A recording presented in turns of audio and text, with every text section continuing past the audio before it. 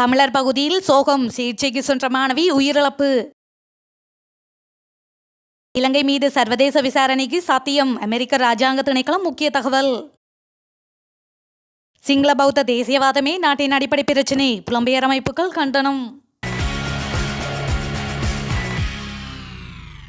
மட்டக்களப்பு போதனா வைத்தியசாலையில் தோல் நோய்க்கு சிகிச்சை பெற சென்ற 17 வயது மாணவி உயிரிழந்த சோக சம்பவம் ஒன்று இடம்பெற்றுள்ளது. சம்பவத்தில் திராய்மடு பகுதியைச் சேர்ந்த சாந்தகுமார் இப்சிபா என்ற 17 வயதுடைய மாணவியே இவ்வாறு உயிரிழந்துள்ளார். சம்பவம் தொடர்பில் மேலும் தெரிய வருகையில், காப்போத சாதாரண பரீட்சையில் தோற்றிய மாணவி பெறுபேறுக்காக காத்திருந்த நிலையில் தோல் நோய்க்கு சிகிச்சை பெற்றிருந்தார். வைத்தியசாலையில் வழங்கிய மாத்திரைகளை பாவித்து வந்த போது கடந்த புதன்கிழமை காய்ச்சல் ஏற்பட்டதை அடுத்து தாயார் மீண்டும் மட்டக்களப்பு போதனா வைத்தியசாலைக்கு மாணவியை அழைத்து சென்றுள்ளார்.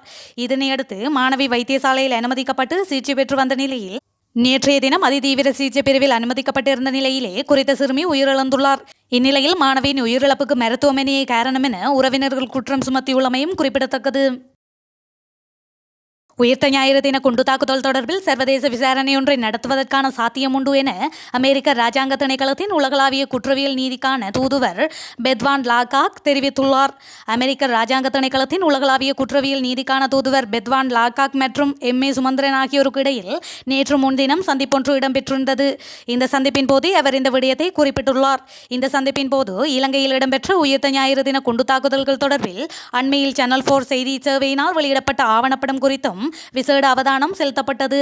அத்துடன் குறித்த ஆவணப்படத்தின் பின்னணி மற்றும் அதில் உள்ளடக்கப்பட்டுள்ள விடயங்களின் உண்மைத்தன்மை என்பன குறித்து ஆராயப்பட்டுள்ளது. இதேவேளை உயிர்த்த ஞாயிறு தின குண்டு தாக்குதல்களில் அமெரிக்கர்கள் உள்ளடங்கலாக வெளிநாட்டவர்களும் கொல்லப்பட்டிருப்பதனால் இதனை சர்வதேச குற்றமாக கருதி சர்வதேச விசாரணை ஒன்றை முன்னெடுப்பதற்கான சாத்தியப்பாடு குறித்தும் கலந்துரையாடப்பட்டுள்ளது. இந்த நிலையில் குறித்த விடயம் தொடர்பில் கருத்து வெளியிட்ட பெத்வான் லாகாக், உயிர்த்த ஞாயிறு தின குண்டு தாக்குதல்களில் அமெரிக்கர்களும் உயிரிழந்திருப்பதனால் இவ்விடயம் தொடர்பில் சர்வதேச விசாரணை ஒன்றை நடத்துவதற்கான சாத்தியம் உண்டு எனவும் இதுகுறித்து தாம் ஆராய்வதாகவும் தெரிவித்துள்ளார். ஐக்கிய நாடுகள் மனித உரிமைகள் பேரவையின் 54வது கூட்டத்தொடருக்கு முன்னதாக உறுப்பு நாடுகளின் பிரதிநிதிகளுடனான சந்திப்புக்காக ஜெனீவா சென்றிருந்த எம்.ஏ. சுமந்திரன் அதனைத் தொடர்ந்து தற்போது அமெரிக்காவில் முக்கிய உயர்மட்ட சந்திப்புகளில் ஈடுபட்டு வருகின்றமை குறிப்பிடத்தக்கது. இதன் அடிப்படையிலே பெத்வான் லகாக்குடன் குறித்த சந்திப்பும் இடம்பெற்றமை சுட்டிக்காட்டத்தக்கது. சேனல் 4 ஊடகம் என் மீது வைத்துள்ள போலி குற்றச்சாட்டுகள் தொடர்பில் ஜனாதிபதி விசாரணை ஆணைக்குழு முன்னிலையில் வாக்குமூலம் வழங்க தயார் என முன்னாள் ஜனாதிபதி கோட்டாபய ராஜபக்ஷ தெரிவித்துள்ளார். உயிர்த்த ஞாயிறு தின தாக்குதல் தொடர்பான சேனல் 4 தொலைக்காட்சியின் குற்றச்சாட்டுகளை விசாரிக்க ஜனாதிபதி ரணில் விக்ரமசிங்க நியமித்துள்ள ஆணைக்குழு தொடர்பில் கோட்டாபய கருத்துரைக்கும் போதே மேற்கண்டவாறு கூறியுள்ளார். அவர் மேலும் தெரிவிக்கையில், என் மீதான போலி குற்றச்சாட்டுகள் தொடர்பில் எந்த விசாரணை குழு முன்னிலையிலும் வாக்குமூலம் வழங்க தயாராக உள்ளேன். எனவே ஜனாதிபதி விசாரணை ஆணைக்குழு என்னை அழைத்தால் அந்த ஆணைக்குழு முன்னிலையிலும் நான் வாக்குமூலம் வழங்குவேன். என் மீது போலி குற்றச்சாட்டுக்களை முன்வைத்து உண்மைகளை மறைக்க முடியாது. உண்மைகள் வெளிவர வேண்டுமாயின் நான் வாக்குமூலம் வழங்கியே தீர வேண்டும் என தெரிவித்துள்ளார். ஈஸ்டர் குண்டு தாக்குதல் சம்பவம் தொடர்பில் உண்மை கண்டறியப்படும் என கூறி ஆட்சிக்கு வந்த முன்னாள் அதிபர் கோட்டாபய ராஜபக்ஷ தகவல்களை மூடி மறைக்கும் முயற்சியிலேயே இறங்கினார். தற்போதைய அதிபர் அதே வழியில் தான் பயணிக்கின்றார் என எதிர்க்கட்சித் தலைவர் சஜித் பிரேமதாச குற்றம் சாட்டியுள்ளார். ஈஸ்டர் குண்டு தாக்குதலில் ஈடுபட்டவர்கள் பிரதான சூத்திரதாரிகளாக செயற்பட்டவர்கள், அதில் பொதிந்துள்ள அரசியல் இலக்குகள் உள்ளிட்ட விடயங்கள் தொடர்பில் உண்மை கண்டறியப்பட வேண்டும். அதற்காக வெளிப்படைத்தன்மையுடன் கூடிய சுயாதீன விசாரணை அவசியம். ஈஸ்டர் குண்டு தாக்குதல் சம்பவம் தொடர்பில் நாடாளுமன்றத்தில் 2 நாட்கள் விவாதம் இடம்பெற்றுள்ளது. இந்நிலையில் ஈஸ்டர் குண்டு தாக்குதல் தொடர்பாக அதிபர் ஆணைக்குழுவின் முழுமையான அறிக்கையை அரசிடம் கேட்டபோது வழங்க முடியாது என கூறியுள்ளமையும் குறிப்பிடத்தக்கது.